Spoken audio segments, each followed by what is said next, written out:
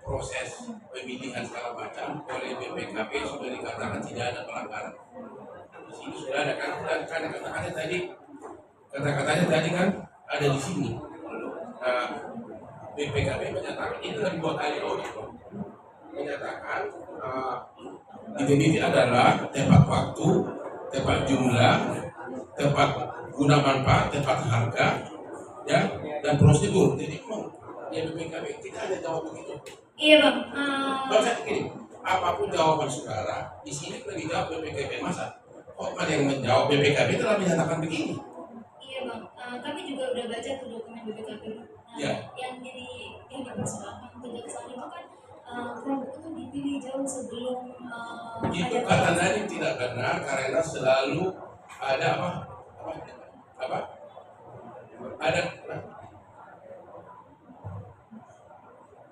ada beberapa kali peristiwa bahwa waktu itu pengguna anggaran pun bukan dia lagi kan? Siapa?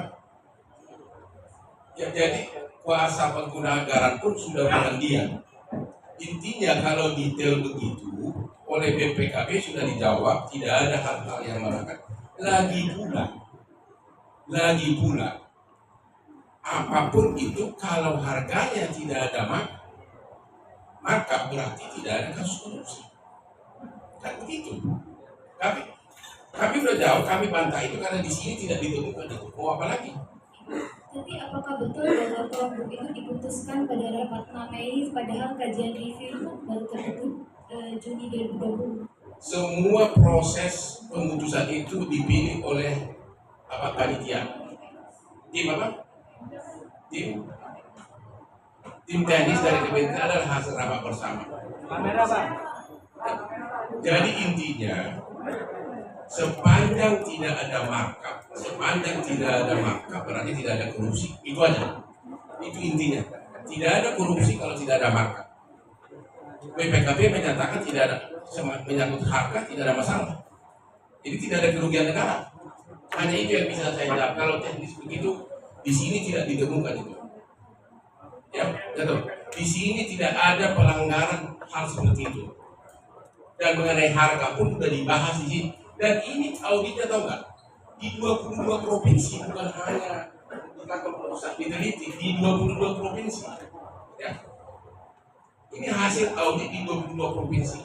Sampai jumlah guru pun yang terima di audit oleh BPKB di sini. Terus yang kedua, pertanyaan berikutnya adalah begini. Tadi kan kata BPKB tidak ada markup berarti tidak ada kerugian negara. Kalau ada kerugian negara, siapa yang diperkaya? Apakah kalian sudah tahu nggak siapa yang diperkaya? Ada yang tersangka lain? Nggak ada kan? Sampai hari ini belum ada pengusaha penor itu yang jadi tersangka. Sampai hari ini belum ada. Ya terus kenapa buru-buru ditahan? Tidak ada uang masuk ke Sinade dan juga tidak ada bukti uang itu masuk ke vendor. Karena vendor belum ada yang ditahan karena diperkaya. Kan unsur korupsi kan begitu, memperkaya diri dan atau memperkaya orang lain. Yang diperkaya siapa? Sampai hari ini belum. Harusnya kan kalau ada yang melakukan korupsi pasti ada yang diperkaya dan itu sudah ditahan. Sampai sekarang belum ada. Silakan.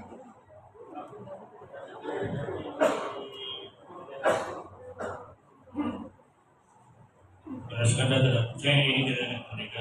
Mungkin kita ingin tahu apa langkah berikutnya dari kuasa hukum Pak Hakim terkait data yang diberikan kuasa hukum. Yang kedua adalah KPK juga ada rencana juga untuk mempersangkakan Pak Hakim ini. Kalau menyangkut KPK tidak bisa ngomong karena hari ini konferensi pers baru sebatas Kementerian Pendidikan. Tapi saya pernah tanya kepada Nadiem kasus KPK kenapa? Itu malah saya makin jauh. Jawabannya begitu. Itu malah saya sama sekali tidak terlibat langsung. Itu jawabannya dia begitu. Makanya waktu dia diperiksa KPK pun kita nggak pakai bahas, nggak pakai klip sama pengacara. Tenang aja, gua nggak ada kaitan sana. Itu aja jawabannya. Ya. Jadi sekali lagi kalaupun ada soal siapa yang menunjuk atau apakah yang menunjuk, tapi kan ini kan laptop ini dimasukkan di LKPB, ya, resmi masuk dalam lembaga yang pengadaan yang resmi menurut peraturan pemerintah, harganya pun ada di situ, ya, yang benar-benar independen.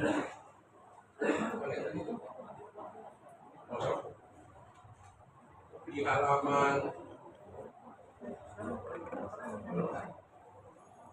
oke.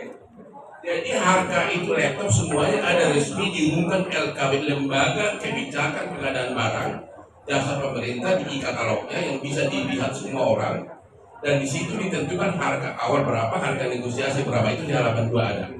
Intinya kalau tidak ada dibuktikan ada marka, maka tidak ada perkara korupsi. Itu aja. Soal mengenai prosedur yang lain, ya menurut KPK tidak ditemukan dan tidak ada disebutkan di sini, kan itu audit kan. Tapi mengenai detailnya nanti susah kita bahas, kita terlalu panjang ceritanya, tapi tidak ada di sini. Ya, mengenai prosedur sekiranya pun ada, tapi kalau nggak ada kerugian negara, nggak ada korupsi. Kira-kira begitu. Pra peradilan masih akan dibicarakan dengan kembali. Ya. Jadi ini kan baru 1 hari, Bang itu hampir semua konglomerat gue yang pegang. Ya, ekspor kasusnya pula aku yang pegang. Kasus siapa di sini bosnya iNews sama MNC gue yang pegang. Dan saya sekarang 2 lagi ada yang besar masuk. Tahu apa? 2 bosnya Skritek gue yang pegang nanti pidananya. Aku udah ditunjuk oleh 2 direksi keluarga Skritek. Abang Arik sudah menunjuk Hotman Paris. Ya, kenapa? Ya, yang sekarang mereka lagi ditahan. Ya, makanya saya tidak pernah ada waktu lagi bahas komentar si botak, si Rasman dan Sution. Ya.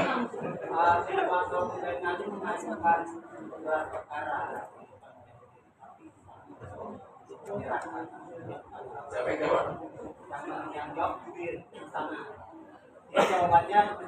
Ya,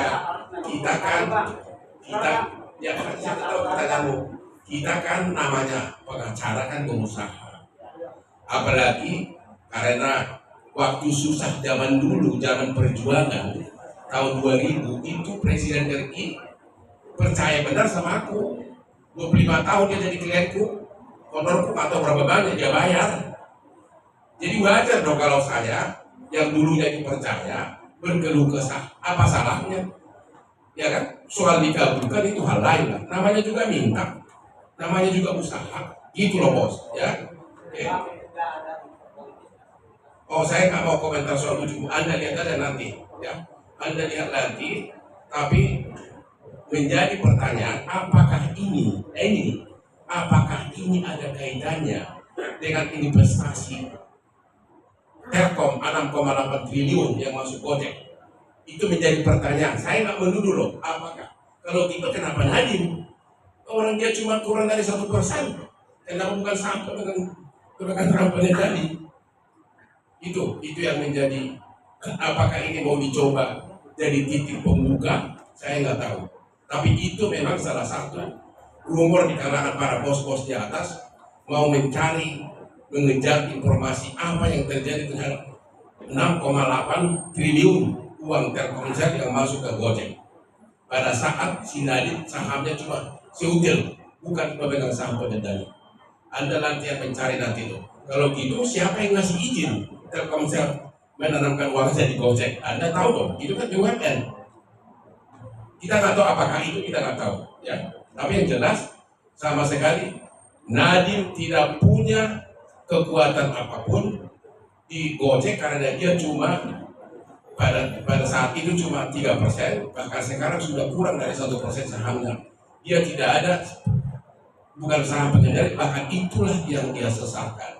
Kenapa dia dulu buru-buru banyak menjual sahamnya ketika Gojek mulai berkibar. Namun demikian Nadiem adalah orang Indonesia masih muda yang membawa teknologi ke Indonesia, yang mungkin saudara-saudara kamu atau mungkin anak kamu nanti akan hidup dari Gojek, dari supir Ojek, Sekarang udah jutaan di seluruh Indonesia. Itu ide siapa itu? Ide dia. Dialah yang berani bawa teknologi menanamkan uang ke Indonesia. Pertanyaan berikutnya.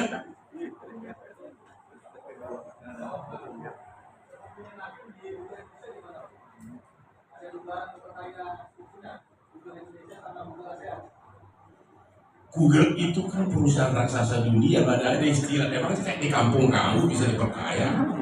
Google itu perusahaan seluruh dunia, seluruh dunia.